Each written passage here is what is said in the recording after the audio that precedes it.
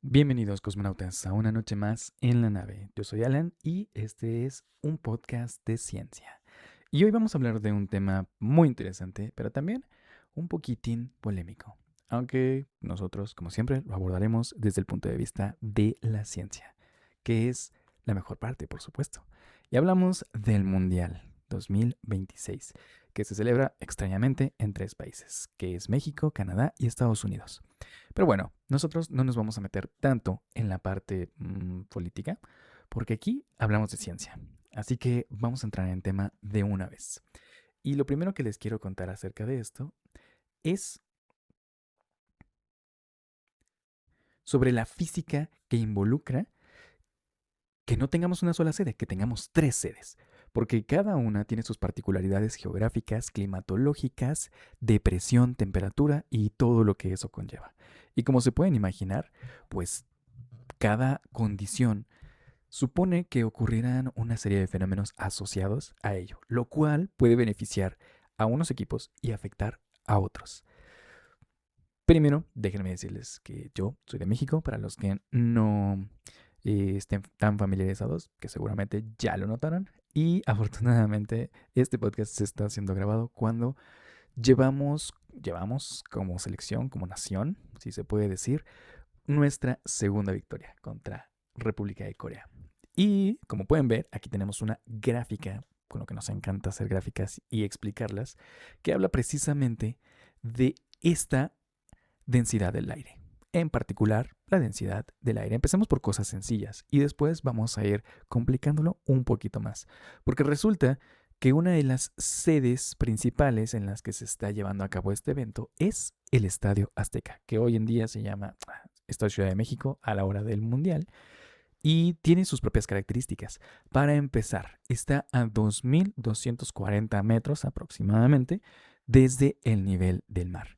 Y eso ya lo pone pues en una posición bastante alta respecto a muchas otras, eh, vamos a decir, sedes, ligas, en donde juegan muchos jugadores de los que se han enfrentado a la selección mexicana.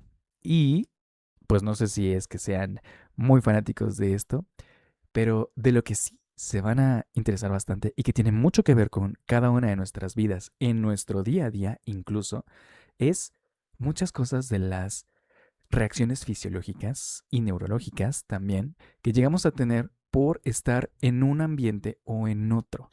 Y eso va a ser el tema de hoy. Vamos a tratarlo de forma extensa, pero también vamos a tratar de hacerlo bastante ágil. Así que si tienen cualquier duda, yo los invito a que me dejen su comentario y si no les cuesta nada y les gusta el contenido, que también se suscriban y que nos dejen un buen like, porque si no, pues puede que ya no volvamos a hablar de ciencia. Empecemos entonces. Aquí la densidad en el Estadio Azteca, me refiero en Ciudad de México, es aproximadamente de 0.942 y fíjense las unidades en las que les estoy colocando, que es kilogramos sobre metro cúbico. ¿Por qué? La primera pregunta es ¿por qué es que tenemos una densidad diferente del aire a diferentes altitudes? Y es como meternos a una alberca. Vamos a pensarlo así, muy sencillamente. Cuando nos metemos a una alberca, digamos a nivel superficial, pues no sentimos gran presión. Conforme vamos descendiendo, entonces sí empezamos a sentir más presión.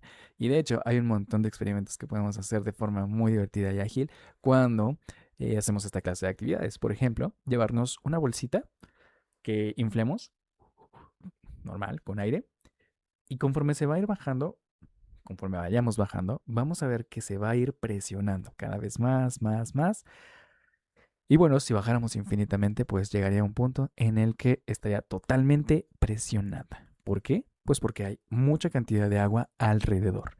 Y es exactamente lo mismo que pasa con el aire. Al final, el aire también es un fluido, aunque bueno, suele tener sus particularidades respecto a otros fluidos, pero en esencia lo podemos modelar como un fluido y por lo tanto tiene una ecuación de estado, sí, la famosísima pavo igual a ratón.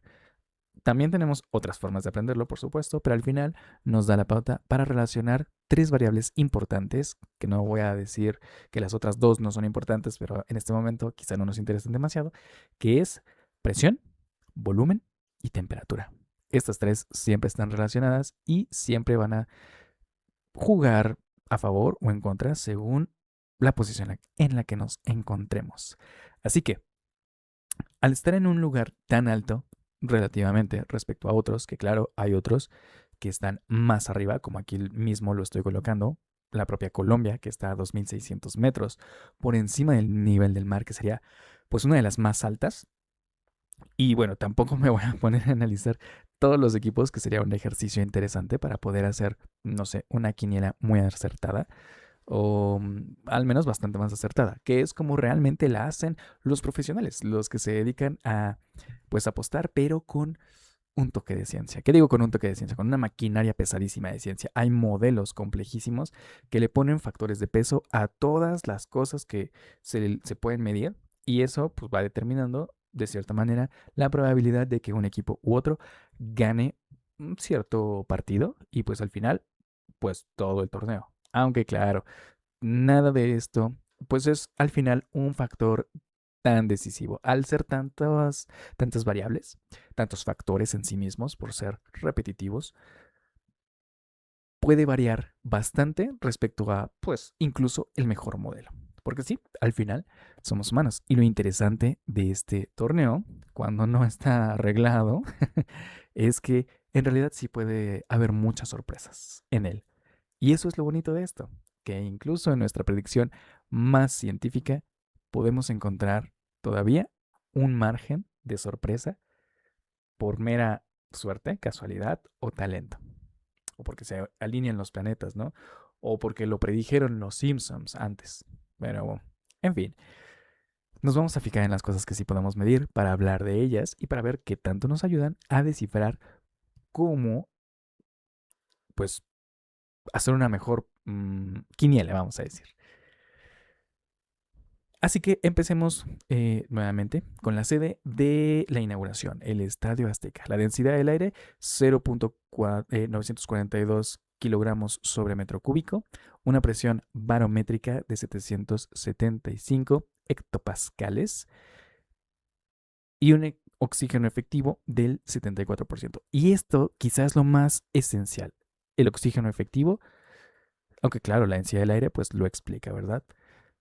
Y como les mencionaba, pues entre más arriba estemos, entre más alto estemos, así como la alberca que mencionábamos hace rato, pues menor presión va a haber respecto a lo que nos encontramos más abajo. Porque al final, pues nosotros, los humanitos, somos seres abisales o abismales, que nos encontramos hasta abajo, hasta abajo. No es como que vivamos en una zona del cielo ahí medio de... No, vivimos hasta abajo y nos cae todo el peso del aire. Por eso en el nivel del mar, como ahorita lo vamos a ver, pues tenemos una mayor cantidad de todo lo que tenemos aquí. El oxígeno efectivo es del 100%, la presión barométrica sube considerablemente hasta 1003 hectopascales y la densidad del aire hasta 1.225. Eso es bien importante porque lo vamos a tomar como una pequeña referencia.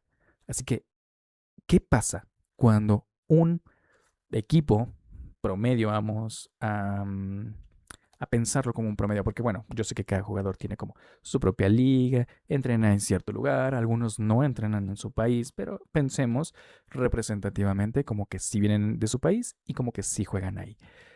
¿Qué pasaría, o más bien, qué es lo que pasa cuando alguien que está acostumbrado a jugar, incluso a alto rendimiento, en una zona como una playa, se cambia a jugar en un lugar montañoso, donde el oxígeno baja considerablemente? Pueden pasar un montón de cosas, algunas incluso poco medibles, pero aquí vamos a hablar en particular del efecto de tener menor densidad del aire y menor cantidad de oxígeno efectiva. Empecemos entonces con una de las variables que antes mencionábamos en la ecuación de estado, pavo igual a ratón, que es la temperatura. Muchos partidos, hay variedad en general de horarios en los que se llegan a jugar, pero muchos partidos se juegan em, pues de manera diurna. Ya los mínimos se juegan pues digamos tarde-noche.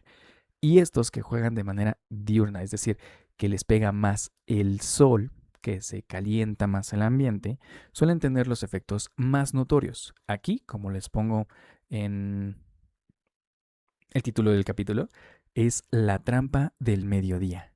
¿Qué pasa?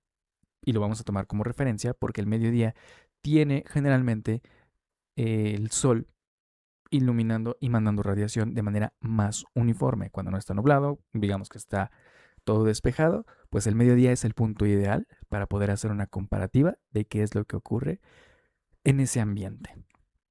¿Qué es lo que vamos a hacer aquí? Aquí, pues les hice un pequeño variador de temperatura con las condiciones específicas de presión y todo lo relacionado, en este caso el número de Reynolds y bueno, la constante muestral del número molecular del aire de la ciudad. Que ya desde ahí estamos metiendo pues datos un poco supuestos, porque en particular la Ciudad de México suele ser muy sucia. Tiene mucha contaminación, mucho smog y una cantidad de componentes tan diversa que suele ser difícil caracterizarlo. Basta con que llueva para que cambie la caracterización de este aire. Pero bueno, en general, que la temperatura ambiente de la Ciudad de México es de 22 grados Celsius, algo similar. Ahora, aquí estamos utilizando el modelo de el gas ideal, que es P igual a ρRT, que significa presión es igual a densidad del aire por el número de Reynolds por la temperatura. Esto es lo que estamos utilizando aquí, con temperatura en kelvins, por cierto. Pues bien, veamos qué ocurre cuando la variamos. Si tomamos esa temperatura y resulta que ese día pues estuvo nublado y hubo una menor cantidad de radiación solar, pues se calentó bastante menos, hasta unos 17 grados. La densidad resultante es que bajó. ¿Okay? Tenemos un estado de densidad de fricción baja. ¿Y qué quiere decir esto? Pues tal cual. Hay menos fricción en el aire, te va a detener menos, puedes hacer más cosas. Pero ¿qué pasa si sube? Veámoslo entonces.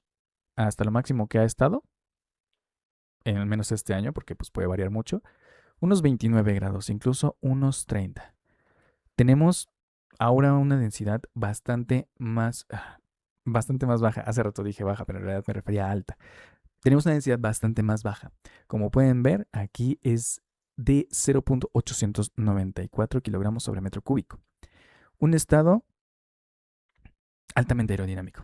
¿A qué me refiero con esto? Vamos a ver los efectos que esto llega a tener ya en un juego como el que puede involucrar a una pelotita o a un balón. Y de hecho, no se acaba ahí, porque si bien todos los factores ambientales pueden tener un efecto, en realidad la propia geometría, la propia forma, el propio diseño de la pelota puede tener muchas implicaciones. Sí, ya se ha estudiado este tema y sí hablo del infame Jabulani del 2010, que era extremadamente liso y pues para eso traje estas dos acá, pero ya iremos avanzando con eso. Primero les quiero presentar a la ecuación de desviación. ¿Ok? Estas ecuaciones de desviación, que por cierto son pues fragmentos de la ecuación de Navier-Stokes, o más bien derivaciones de la ecuación de Navier-Stokes, que es la segunda ley de Newton, aplicada para mecánica de fluidos o de medios continuos, como ya se le llama muy sofisticadamente, que en particular nos sirven para medir la trayectoria de un proyectil. En particular, para un proyectil que va girando, como suele ser un balón de fútbol. Los modelitos pues son estos de aquí. Tenemos la resistencia aerodinámica y la fuerza de desvío. Porque seguramente que lo han notado, cuando le pegan a un balón, y déjenme traer el balón, generalmente va girando de esta manera. Le pegan, muy rara vez pues le pegan de forma derecha. ¿Derecha? ¿Recta? Bueno, le dan casi siempre con efecto, para que haga algún tipo de movimiento. Este, por ejemplo, es el diseño de Alemania 2006. Este es el que se ocupó. Y ya fue, pues, un balón especial, que ya tomaba en cuenta estas ecuaciones de aquí. No tanto, pero sí lo suficiente como para que influyera en su propio diseño. Porque si nos fijamos, y aquí se los voy a tratar de mostrar, déjenme cambiar de cámara para eso. tenemos microrelieves. Si lo pueden observar, tenemos, bueno, además de que está un poquito arrugado, tenemos un diseño que tiene un microrelieve asociado. Ahí se puede ver un poquito. Aquí es muy sutil. En el nuevo, en el que utilizan actualmente, pues tiene un relieve bastante más pronunciado. Y tiene bastante más tecnología porque después del 2010 que se hizo el diseño del Jabulani sin tomar en cuenta o, o al menos no de manera óptima los modelos que acabamos de mostrar, estos de aquí, de las ecuaciones de lo que llamamos las ecuaciones de desviación, pues resultó en movimientos extraños del propio balón. Y resultó que pues, no se comportaba como uno más estándar o más normalizado para los jugadores. Y eso pues trajo un montón de críticas. Pero bueno, en fin, quiero que lo veamos más dinámicamente. Y para eso les hice esta pequeña simulación de un balón que ya toma en cuenta la propia geometría de el balón que se está utilizando en este mundial, que es el de la trionda. Fíjense bien, este modelito, pues lo que está haciendo es un perfil aerodinámico. Es como si metiéramos el balón a una cámara de gas y pues nosotros estamos viendo los efectos que tiene el aire alrededor del propio balón. Y por supuesto tras de sí, que es lo más notorio. Fíjense aquí, este es el oficial, el, el de la trionda, ¿ok? Que tiene pues unas marquitas. Bueno, vamos a llamarle pues su microdiseño, ¿ok? Tiene su microdiseño dentro del propio balón, bastante marcado, que son de hecho muy bonitos. No sé si lo han visto, pero tiene figuritas, tiene hojitas de maple, tiene estrellitas, tiene, si no mal recuerdo, pequeñas aguilitas, en fin, tiene figuras. Y esas figuras hacen este efecto de turbulencia asociado al propio balón. Actualmente no se está moviendo, pero ¿qué pasa cuando empieza a girar? Un poco, ni siquiera demasiado. Este efecto, que es cuando le pegan a un balón para darle cierto efecto, pues se ve reflejado, como pueden ver, en la turbulencia que hay detrás, es decir, el aire que deja atrás de sí. La estela de aire que deja atrás de sí es lo que le da su característico movimiento. Y lo interesante de esto es que suele variar respecto hacia dónde se le dé el efecto. Son los famosísimos tiros con efecto. Todos aquellos tiros con efecto que normalmente se ven muy acentuados en los tiros libres suelen tener lo que llamamos el efecto Magnus, que tiene que ver con la rotación angular del propio balón. ¿Qué pasa cuando rueda para el otro lado? Algo muy similar, pero, por lo tanto, pues el efecto que tendrá para el aire es diferente. Vamos a llevarlo a los extremos. ¿Qué pasa cuando el giro va de espaldas? Vamos a verlo un poquito más lento, regresarlo a su versión 0. Ahí está. Empieza a girar para abajo, vamos a decir, es decir, de esta forma. Vamos a ponerlo así para que se vea más o menos. Empieza a girar de esta forma. Ocurre que la curva que traza pues va en picado. Cuando nos vamos al extremo nos damos cuenta. El movimiento que hará entonces es de arriba hacia abajo, que es normalmente el efecto que se busca. El aire se empieza a desplazar entonces hacia abajo. Se eleva y después cae. Así que si lo giramos al revés, pues como se imaginarán, ocurre el efecto contrario. Le pegamos desde abajo y ahora gira en sentido opuesto y lo que va a hacer es primero elevarse y después clavarse. Con consecuencias bastante similares, por cierto, pero con una rotación bastante diferente. Y esa intención es lo que puede definir al final pues el propio resultado de la trayectoria. Esa es la parte interesante. Pero bueno, ¿qué pasa con un diseño como el de el Jabulani, que era extremadamente liso? 8 paneles, por cierto, con el que estaba compuesto. Y a diferencia del actual que está termosellado, el Jabulani pues estaba todavía, bueno, tenía diferentes técnicas. Nada más vamos a decir eso. Y como pueden ver, el efecto de turbulencia es mucho mayor, es bastante mayor. De hecho, se ve bastante turbulento. Y eso que casi no está girando. ¿Qué pasa entonces cuando le aplicamos el efecto Magnus? Pues hay tanta turbulencia que puede llegar a tener movimientos muy erráticos. Y esa es la parte que tanto recibió críticas en su momento, cuando pues ya se estaban jugando los partidos. Pero bueno, ya estaba hecho, ¿no? ¿Qué se le podía hacer? Había que continuar nada más. Pero no solo eso. ¿Qué pasa cuando también cambiamos la densidad del aire en la que nos encontramos? Es decir, las condiciones climatológicas y geográficas en la que estamos jugando y cómo se afecta este, este, mm, mm, este efecto Magnus y esta turbulencia que va dejando tras de sí. Esto es lo que ocurriría con ese mismo disparo, con esa misma rotación, pero estando en el Estadio Azteca. La turbulencia, como pueden ver, se disparó bastante. Vamos a ponerlo otra vez. Nivel del mar todavía conserva cierta linealidad, es decir, pues todavía más o menos que si se va por el camino que nosotros esperábamos que se fuera, pero cuando nos cambiamos a un lugar tan alto como el del Estadio Azteca, esto se vuelve totalmente caótico, caótico realmente. Empieza a haber variaciones tremendas y esa turbulencia empieza a hacer movimientos muy extraños en el balón. Que bueno, por eso se hizo como ahora actualmente está, para poder conservar todavía esa linealidad en cuanto a los efectos que se le tratan de imprimir al balón. Y se ha logrado bastante, pero todavía pues hay cierta turbulencia, todavía hay ciertos problemas. No tantos quizá como con el infame Jabulani, pero sí bastantes, bastantes problemas todavía. Este es el primer efecto que les quería mostrar.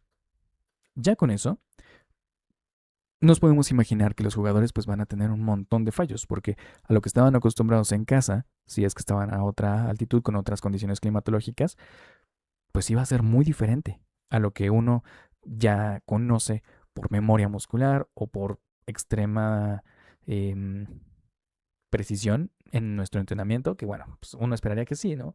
Son jugadores profesionales, a eso se dedican, pues como mínimo deberían poder estar adaptados a jugar en diferentes condiciones climatológicas y de hecho muchos así lo están.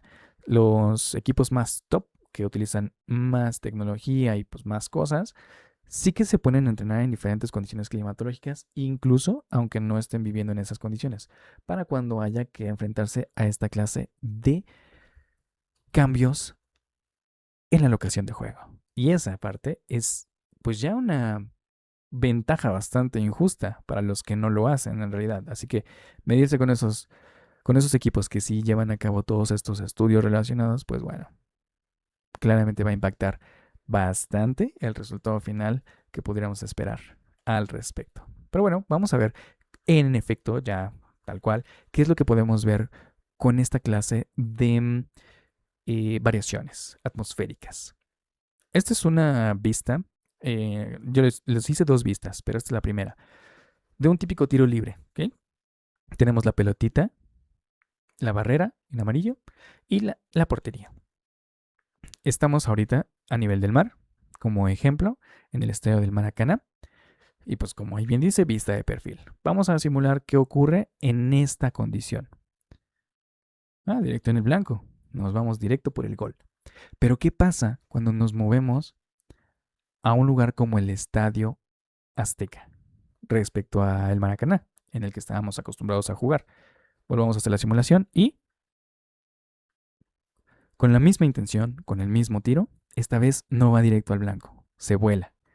Y muchas veces uno ve a los jugadores y dice, pues ¿cómo? Lo tenía clarísimo, le tiró y pues nada más la voló.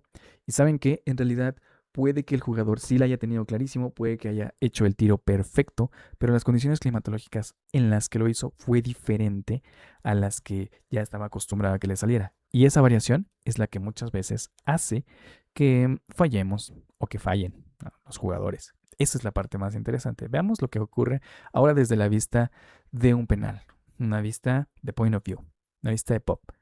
Igual en el Estadio Azteca, un tiro que parecería sencillo puede llegar a volarse.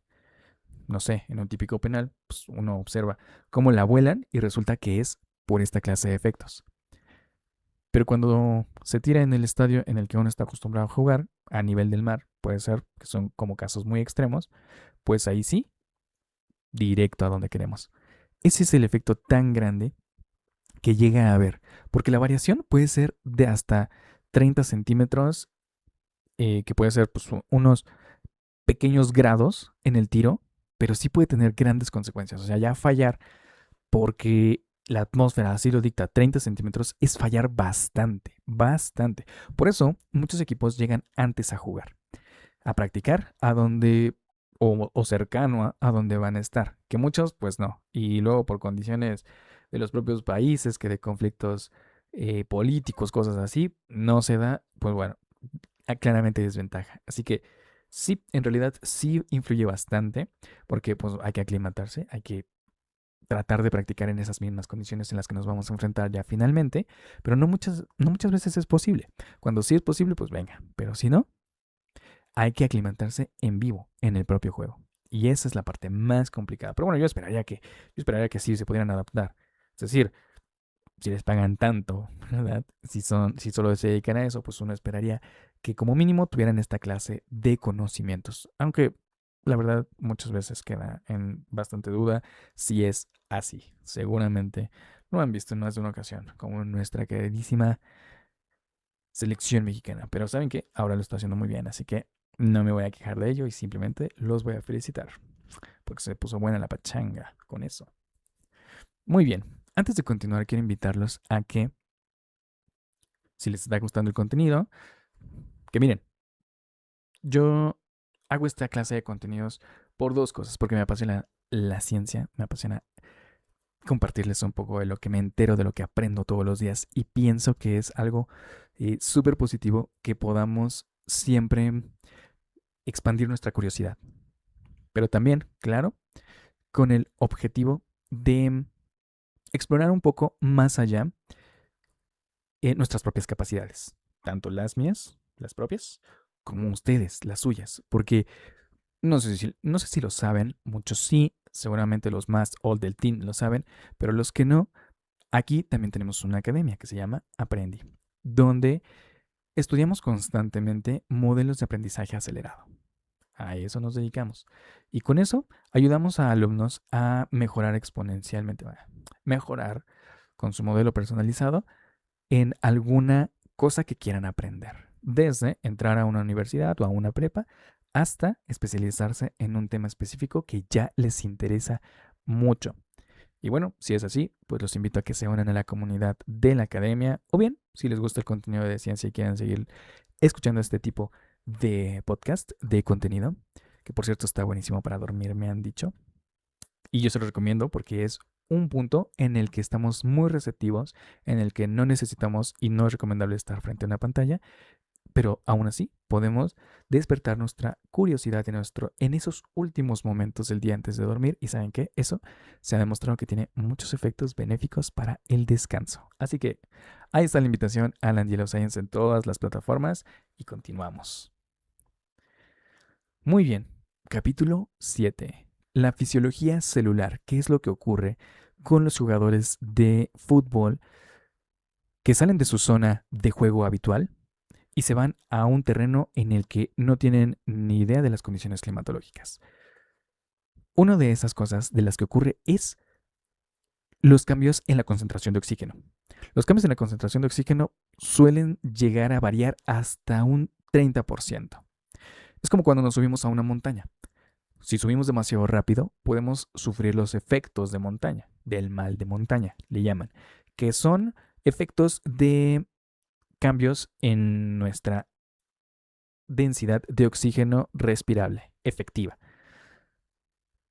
Como aquí lo titulo, el semáforo de la hipoxia. Sí, sufrimos efectos de microhipoxia, aunque no son tan significativos, pero sí lo suficiente como para que nos lleguen a afectar, y más en esta clase de eventos donde se requiere muchísima precisión cognitiva y pues mecánica, motora, neurológica incluso. No, que digo incluso, pues es así, es todo lo que hay. Lo que estoy representando aquí en este pequeño diagramita, para los que no lo puedan ver, es algo así como una venita, ¿ok? Una arteria. Y lo que vemos aquí son celulitas. Celulitas y oxígeno. Pequeñas partículas de oxígeno que van nadando junto con ellas. Todas juntas van. La saturación arterial del oxígeno, que se escribe como SA, O2, que es pues, el oxígeno tal cual, se va degradando conforme vamos subiendo y va habiendo menor densidad del aire, por supuesto, y por lo tanto hay una menor cantidad de oxígeno. Otra vez vamos a estudiar pues unos cuantos casitos. El base, que es nivel del mar, fíjense la cantidad de células y de partículas de oxígeno. Pongamos un ejemplo, una saturación de oxígeno anda en 98.2%, o sea, casi perfecta, ¿no? Suele variar, yo sé, pero vamos a tomar esta como un mero ejemplo nada más, para que veamos el efecto atmosférico que hay sobre esto. ¿Okay? La presión parcial del oxígeno es entonces de 100 milímetros de mercurio y la caída del oxígeno estimado pues no es nada porque estamos a nivel del mar. ¿Qué es lo que pasa cuando nos subimos a un poquito, ni siquiera lo más alto, un poquito? Como en el estadio de Guadalajara, que por cierto es donde se jugó hoy México contra Corea. Hoy 18 de junio. La saturación que se esperaría en la arteria respecto al nivel del mar caería a un 93.5%. La presión bajaría a un 78 milímetros de mercurio y la caída estimada de oxígeno volumétrico sería más o menos de un 7%, 7.2% acá, según un promedio pues, de lo que se sabe, ¿no? Normalmente de la caracterización promedio. Esto puede variar bastante, pero nos sirve bastante bien para el ejemplo.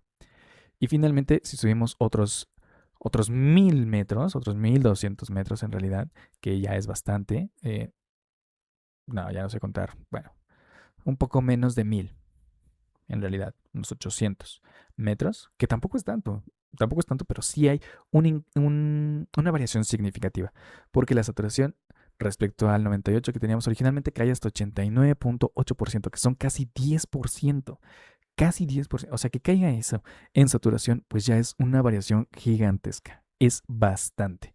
Ya hay menos concentración de partículas de oxígeno y por lo tanto, pues todos los procesos asociados a ello se ven afectados. Esto es lo que llamamos como hipoxia. Y cuando lo vemos de manera muy marcada es en el mal de montaña. Cuando nos da mal de montaña, o si alguien lo ha sufrido, ya me contará qué tan feo se siente, que nos empieza a doler la cabeza. Puede haber varias cosas. Nos empieza a doler la cabeza, nos empieza a dar sueño, nos empezamos a sentir extremadamente cansados, podemos empezar a alucinar. Hay un montón de cosas que puede ocasionar esto. La caída estimada del oxígeno llega a una variación del 12%.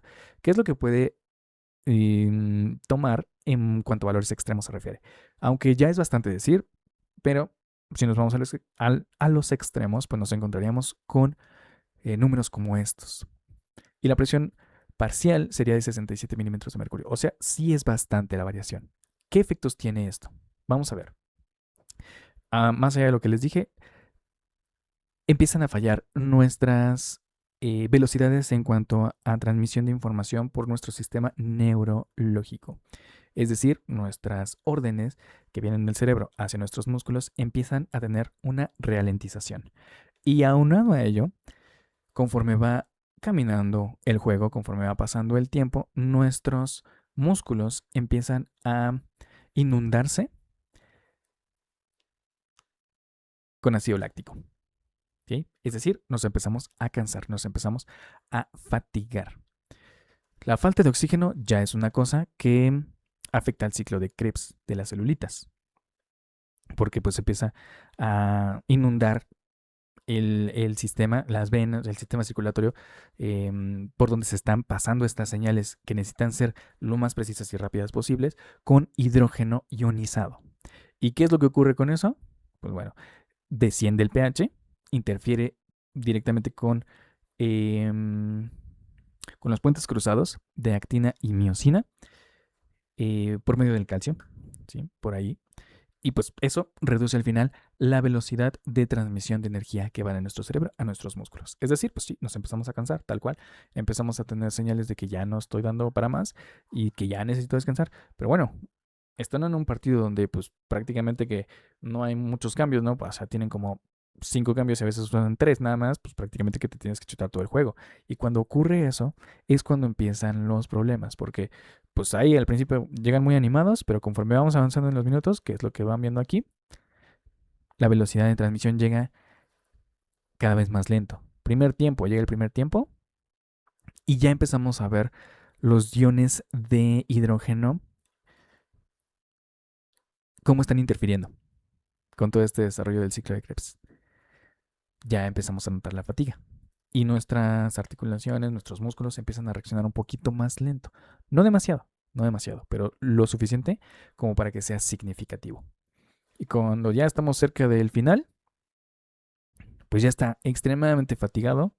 Claro, uno esperaría que un atleta de alto rendimiento, profesional, pues tenga una mayor resistencia. Y es lo que se busca, de hecho es lo que se busca, que tengan una mayor resistencia a esta clase de efectos. Pero al final es algo inevitable por la fuerza que uno ejerce en esa clase de deportes y a ese nivel de exigencia. Entonces es muy natural que ocurra esto, que normalmente los últimos momentos de los partidos pues son los que suelen ser más eufóricos, porque pues el sistema empieza a compensar con que no me puedo mover bien, pues bueno, mándale todo lo que puedas para reactivar los canales de comunicación y pues dale, ¿no? Entonces pasan dos cosas. Una, pues es que sí, funciona bien y empiezan a tomar decisiones muy rápidas, muy impulsivas y pues que salen bien. O todo lo contrario, empiezan a tomar decisiones muy rápidas, muy impulsivas y todo sale mal totalmente, ¿no? Así que sí, pues ese mismo efecto puede causar estos efectos. Ahora, lo que les decía, lo de la latencia. Yo le llamé aquí la latencia cognitiva, es decir, que empezamos a ralentizar este pensamiento. Con la caída del oxígeno, pues uno empieza a pensar menos. Esto es pues, de nuevecito, cuando estás ahí en cuanto empezó el juego y también, por supuesto, si estás en condiciones a las que tú ya estás aclimatado. Tus neurotransmisores están viajando rapidísimo, bastante, bastante rápido. La latencia es prácticamente la de una reacción normal promedio, que por cierto, pues de promedio, un atleta así como profesional debería ser bastante más baja, pero digamos que para un mortal, un simple mortal, la latencia más o menos de reacción es de 250 milisegundos, que está bastante bien, está bastante bien.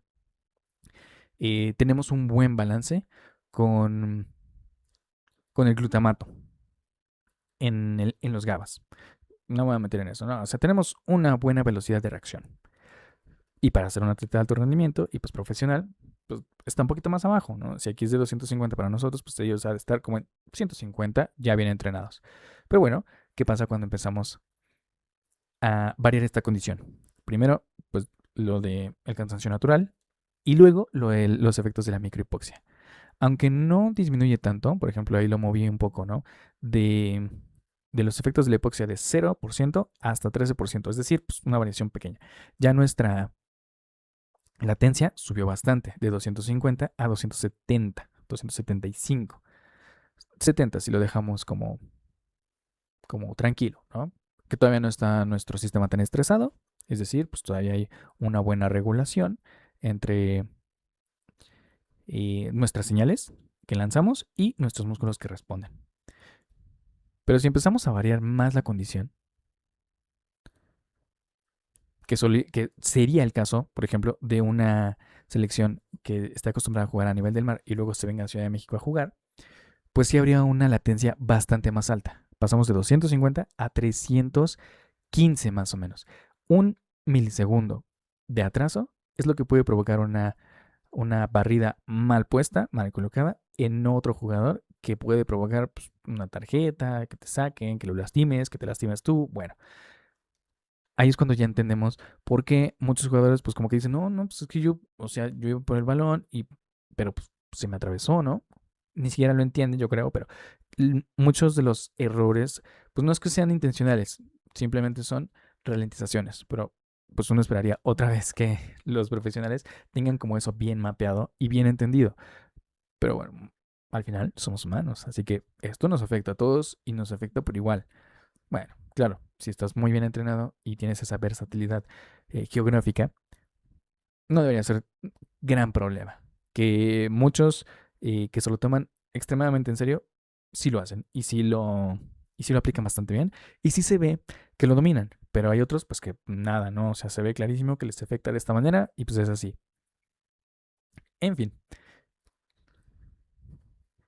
para ir cerrando esto, les quiero mostrar brevemente cómo se fueron acumulando todos estos factores de los que hemos estado hablando en el primer partido, en el partido inaugural de México contra Sudáfrica, que fue el que ya tuve oportunidad de estudiar, ya tuve oportunidad de modelar, ya tuve oportunidad de meter todo esto, y con esto creé un pequeño modelo logístico que conforme iba avanzando el juego, pues iba tomando en cuenta todos estos desgastes, todas estas variaciones, y a esto les asignaba pesos estadísticos, pesos probabilísticos, perdón, bueno, sí, ambos, para ver pues quién iba a tener un mayor desgaste y por lo tanto una menor probabilidad de ganar, por lo tanto, ¿no? Que claro, es un modelo matemático y hasta ahí es donde puede llegar, porque bien el modelo podría romperse pues por algo extraordinario que pase, ¿no?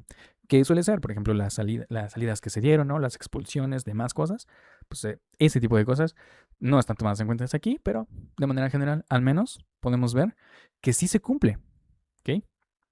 Fíjense bien, aquí tomamos en cuenta que para la selección de México, pues ya tenemos una aclimatación bastante buena en este ambiente, mientras que los de Sudáfrica, pues tienen otras condiciones de juego normalmente. Así que cuando va iniciando el partido, pues mira, van más o menos parejitos, ¿sí? Van más o menos, sí, decayendo en cuanto a su rendimiento, pero ambos están bastante, vamos a decir, normales.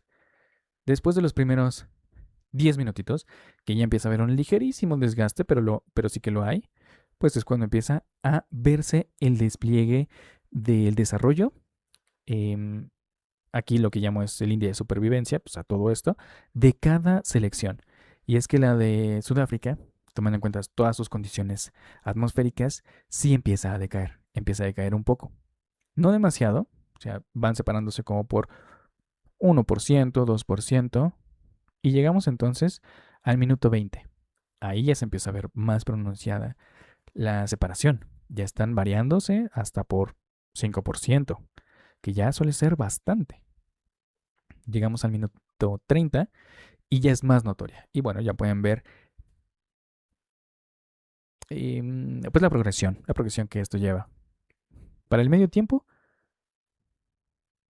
ya sufrieron los de la selección de Sudáfrica, ya sufrieron una ruptura bastante importante respecto a su umbral de desgaste por microhipoxia y también su desgaste por neurotransmisores lagueados.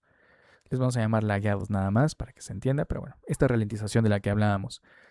Para el segundo tiempo, pues ni se diga. Empiezan las malas decisiones, empiezan los errores que uno pensaría a veces malintencionados o técnicos, como una expulsión. En el minuto 53 hay una expulsión por parte del equipo de Sudáfrica que se debe a pues, este efecto de latencia, donde iban supuestamente a quitarle el balón a su contrario y desencadena pues un efecto de falta. ¿Por qué? Por una latencia que ya está por encima de lo que su sistema neurológico puede soportar, que es cuando ocurre la primera tarjeta roja. Seguimos bajando, ya se va viendo un decrecimiento logarítmico para los de la selección de Sudáfrica, mientras que los de México pues se mantienen un poco, se mantienen. Y aquí es cuando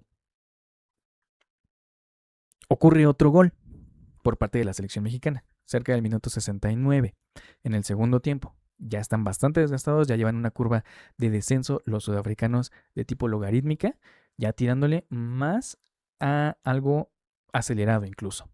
Pero bueno, el equipo sudafricano, en este caso, no logra defender bien y pues ahí viene el gol, ¿no? Porque ya están bastante más abajo en cuanto a rendimiento se refiere que sus contrincantes mexicanos. Aquí es donde cae el otro gol.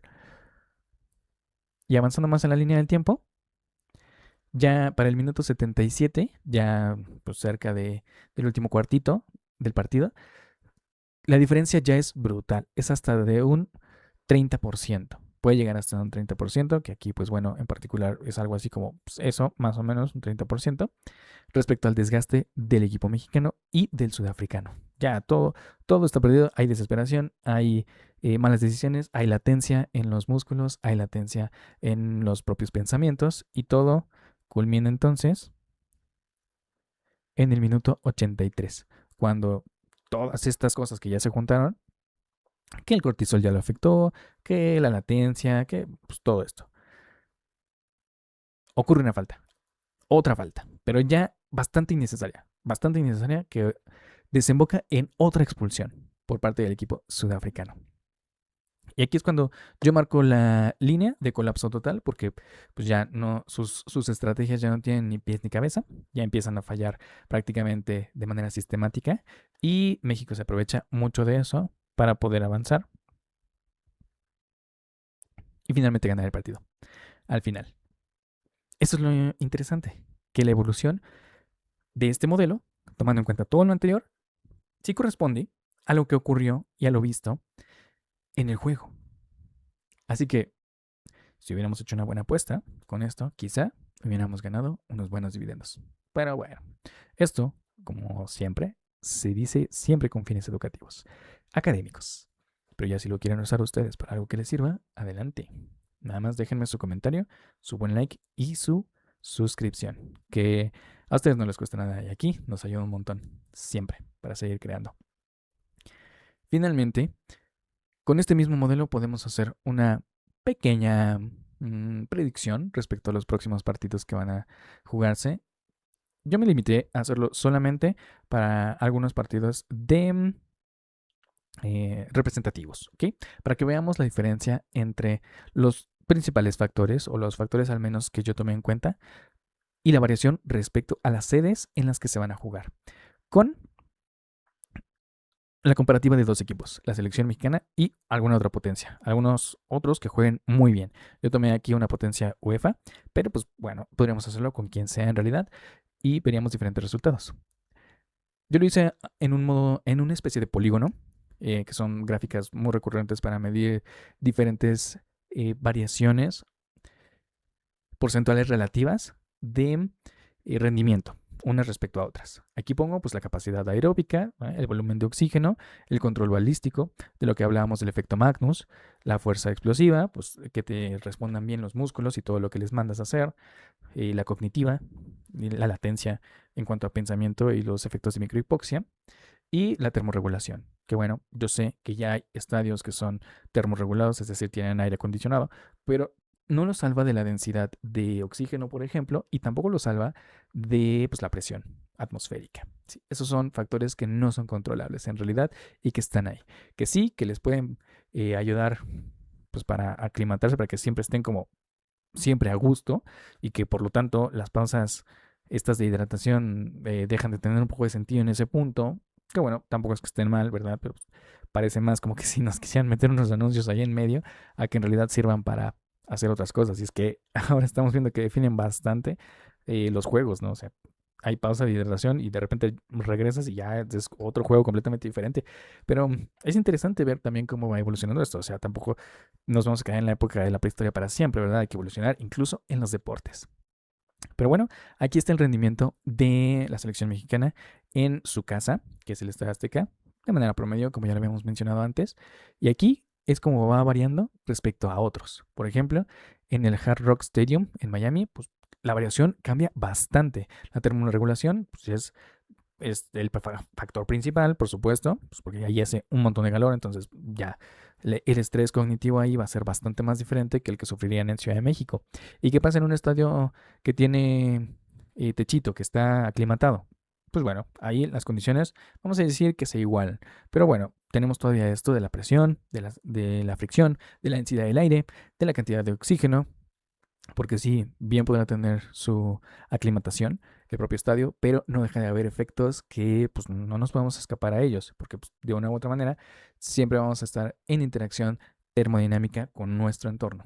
Sin importar lo que hagamos, pues eso es lo que dice una de las leyes de la termodinámica, ¿no? Que todo siempre va para mayor entropía, para mayor interacción. Y hacia allá vamos, hacia allá vamos. En fin, una de las últimas simulaciones que les quiero mostrar es entonces la tasa de desarrollo de fuerza por la hipoxia. ¿Okay? Este es un diagrama pues, de una formación pequeñita.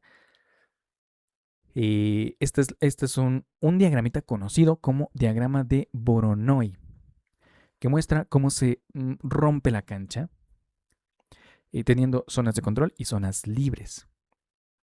¿Ok? Que por cierto, otro efecto de los que llegan a ser pues no controlados es la cantidad de estrés inducida por los efectos psicológicos que tienen alrededor los partidos. Desde el propio ruido que hay en el estadio hasta pues, los efectos psicológicos que tenga el propio jugador, ¿no? Pero bueno, el propio ruido causa de por sí variaciones en la capacidad cognitiva que tenemos. Por ejemplo, en la secreción de cortisol, ¿no? Porque nos pone alerta, que claro, también hay entrenamiento para eso, pero como lo decimos antes, pues no todos lo toman en cuenta, así que no es como que sea una regla entrenarse para no estresarse con el ruido. Sí puede pasar, y de hecho a mucha gente le pasa, mucha gente se estresa con el ruido, y es que es algo hasta cierto punto normal, esperable, porque pues que la gente se estrese con el ruido quiere decir que tienen pues cierta sensibilidad a esta clase de neurotransmisores que se secretan cuando estamos en situaciones como esas. Y no para todos es benéfico. Para algunos sí que lo pueden llegar a explotar, pero a otros pues no. Así que también vamos a ver cómo es que evoluciona esto conforme va avanzando el cronómetro. Es decir, cómo se va degradando nuestra capacidad cognitiva y de manejo de cortisol y en general de neurotransmisores que tienen que ver con el estrés conforme vamos avanzando. ¿Okay? Una zona verde representa el dominio, es decir, el dominio pues, de la cancha, mientras que una zona roja representa pues, lo cerrada que está la cancha en ese aspecto. El dominio verde generalmente es mayor. Cuando empieza un partido, de parte del propio equipo, pues tiene un dominio prácticamente que de la mitad, de su mitad, ¿no? Y un poquito más, del 74%, respecto al equipo contrario. Y el equipo contrario va a tener más o menos las mismas cifras, ¿sí? En realidad eso no cambia. No cambia, pues, digamos, la realidad espacial. Cambia conforme se va avanzando y conforme pues, se va acercando más el juego hacia un lado de la cancha o hacia el otro. Pero, pues para dos selecciones que tienen rendimientos completamente diferentes porque viven en condiciones atmosféricas completamente diferentes, pues es donde se nota. Conforme vamos avanzando el tiempo en la simulación, pues la zona de dominio va bajando. ¿Okay? Va bajando. Bueno, va bajando y después va subiendo. O sea, tiene una variación muy interesante. Es decir, que hasta el primer tiempo, antes del descanso, pues llega a ser máxima. Llega a bajar hasta 15% y llegan a haber aperturas en algunas áreas bastante importantes que suelen ser donde más llega a caer pues un gol. No siempre, pero bueno, es un modelo bastante interesante para poder predecir más o menos a qué minuto es más probable que caiga un gol por algún error, meramente por dominio estadístico de las zonas. Eso es la parte interesante. Ya después viene el descanso y normalmente empiezan a evolucionar ahora, pero para atrás, para replegarse. Si es que estamos como pues perdiendo, vamos a decir, perdiendo el control. Y pues el equipo atacante aprovecha eso para meterse más, para meterse más. Es por eso que normalmente ya en los últimos minutos, normalmente vemos a un equipo más replegado que otro. ¿Sí? Porque el equipo dominante pues va a tener una mayor área de dominio. Lo que decíamos respecto a los diagramas de Voronoi. ¿Sí? Y el otro equipo pues estará bien replegado. Que otra vez, ¿no? Esto solamente es un ejercicio estocástico, es decir, pues un conjunto de datos que ya se han estudiado, pero que no necesariamente tiene por qué ser así siempre. En realidad, llega a haber muchas variaciones. Pero hey, esto tiene todo que ver con la degradación de tu sistema neurotransmisor. Esa es la parte interesante.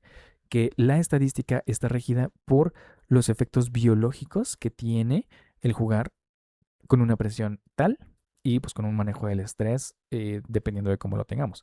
Que eso también forma parte de algunos entrenamientos, pero no de todos. Y bueno, hasta aquí le dejamos con nuestras predicciones de hoy. Espero que les haya gustado este capítulo, espero que hayan aprendido un poquito y espero que les aporte mucho a sus quinielas, porque así, aparte de ser más divertidas, porque pues les puede ir mejor, aprendieron algo nuevo. Aprendieron que todos los factores climatológicos sí que pueden afectar el resultado de un partido y más de lo que esperamos en muchas ocasiones. Mi nombre es Alan Alcántara, Alan Dilo Science, en todas las redes sociales y como siempre les digo, gracias a todos por estar aquí. Siempre es un gusto poderlos contar entre las visualizaciones y que ustedes me permitan también formar parte un ratito de sus vidas para poder expandir su curiosidad y aprender un poquito más acerca de las cosas que nos rodean y que nos puede llegar a afectar directamente, porque muchos quizá digan, no, esto pues, está lindo, ¿no? Pero pues a mí nunca me va a servir para nada, pero en realidad sí que puede llegar a servir, ¿eh? Y ahí los dejo con esa pequeña reflexión. Utilicen el conocimiento para lo que más les pueda llegar a servir, que además de ser bellísimo y extremadamente interesante y que despierta nuestra curiosidad, siempre, créanmelo, siempre tiene algo aplicable a nuestras vidas.